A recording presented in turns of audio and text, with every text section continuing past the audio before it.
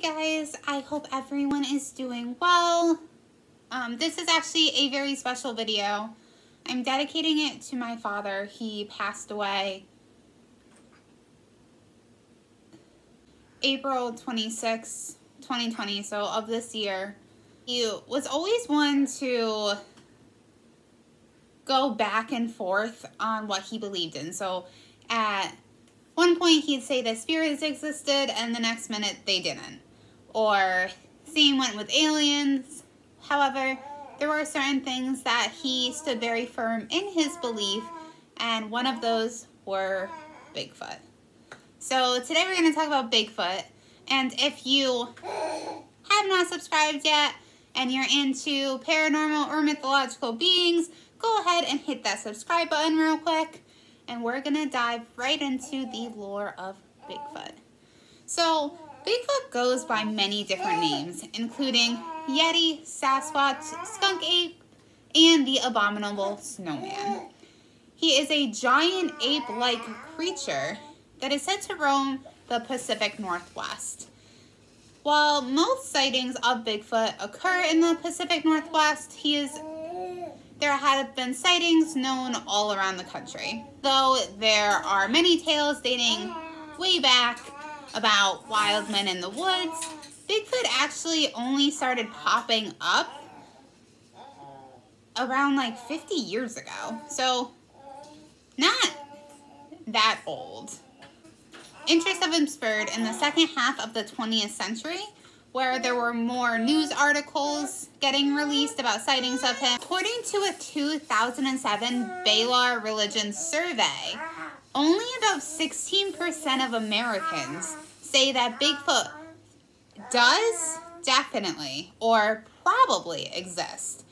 44% say probably not, and 40% say absolutely not. Common evidence of Bigfoot is actually eyewitness sightings, which is also by far the weakest type of evidence, because it has been known that people misconstrue what they say. The most famous image of Bigfoot was actually in a short film taken in 1967 by Roger Patterson and Bob Gimlin. It was shot in Bluff Creek, California.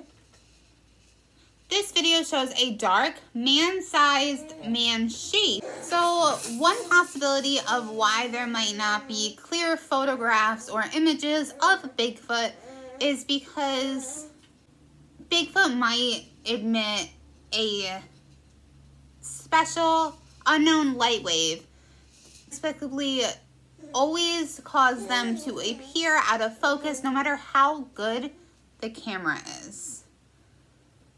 Now, obviously, we don't have a way of proving whether or not that is true, but it would explain why so many images come out so blurry.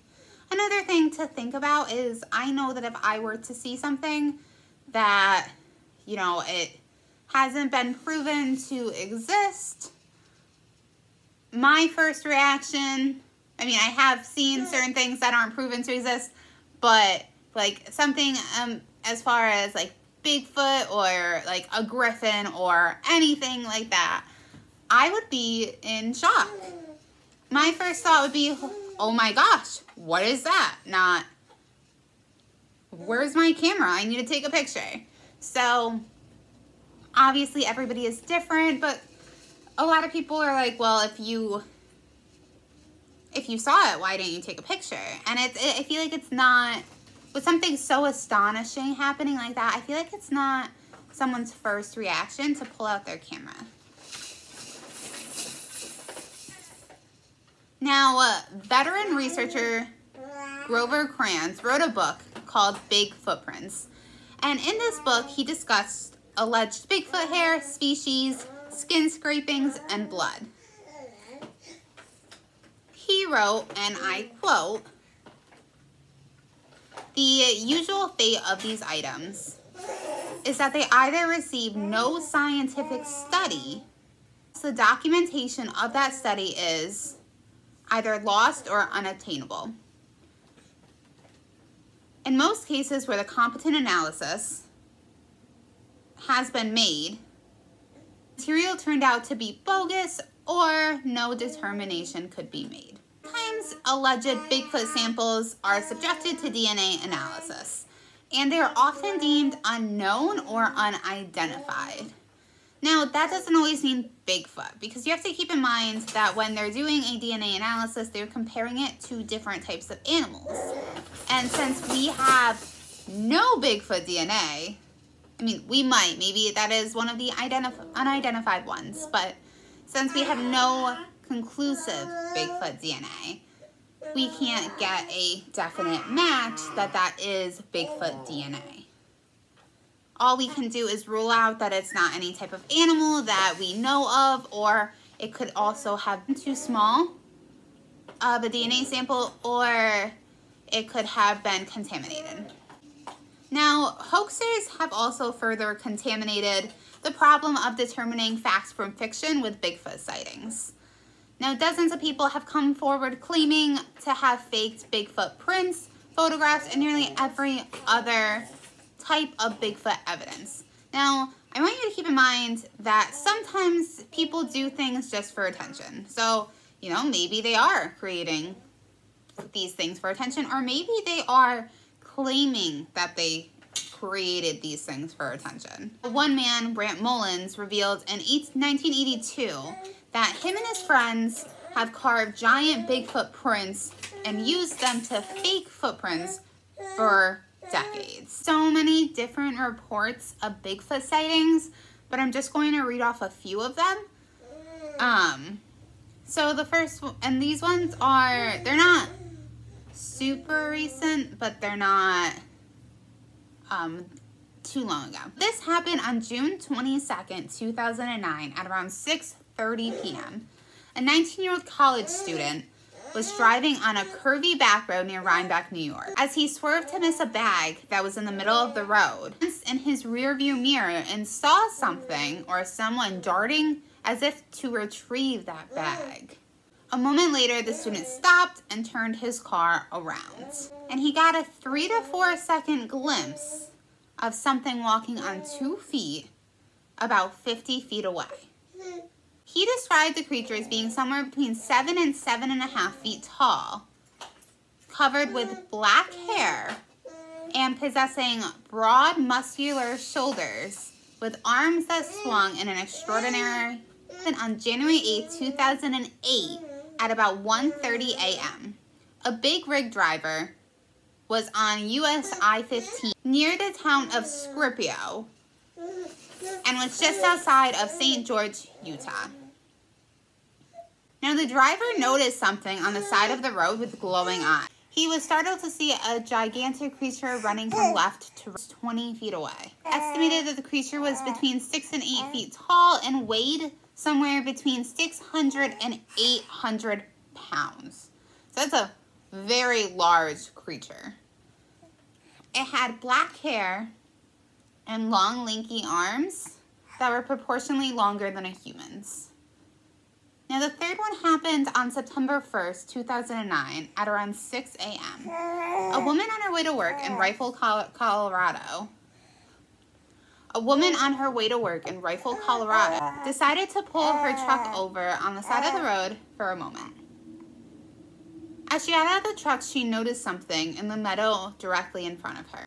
The creature stood up and she noticed its arms hung directly at its sides, just like a human. The creature was huge with cinnamon-colored fur. The fifth one happened on August 29th, 2011 at around dusk. A woman was outside of her home with her puppies when she heard a whistling sound. She looked up at the forest in front of her and saw a tall, hairy creature. Now, this creature was about between 8 to 9 feet tall, and when it saw her, it simply let go of the branch that it was holding and stepped back into the woods, which is very eerie if you think about it. Just like the fact that it saw her, it looked directly at her, she was looking at it, and it just simply let go of the branch and stepped away. So the next one happened on October 23rd, 2010 at around 7:15 a.m. A deer hunter had parked his vehicle on a trail and quietly stepped out into the darkened woods. As he was walking, he noticed a very large animal walking about 10 yards in front of him. It didn't seem to be running. However, it covered between 15 and 20 feet in only 2 strides. The creature was between 7 and 7.5 feet in height. Estimated it to weigh about 500 pounds. It was muscular and covered with dark fur, with arms that hung in a slightly hunched posture. It all happened so quickly that he never thought to take out his camera and snap a picture.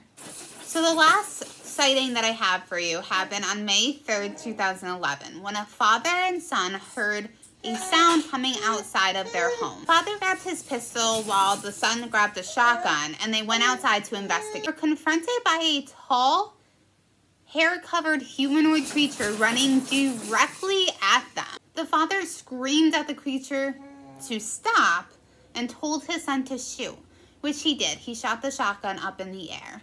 When this happened, the creature shrieked, but still continued running towards them. The creature got within 15 feet of them, which caused the father and son to retreat back into their home. He recalled that the Bigfoot had a pervasive odor and had left footprints that were between 18 and 20 inches long. An investigator who visited the man's farm and interviewed him documented a series of other incidents, including loud wails and slaps on the side of the house at night, suggesting that the Bigfoot had paid them more than one visit. So many hoaxes, it's hard to actually determine whether or not Bigfoot actually exists.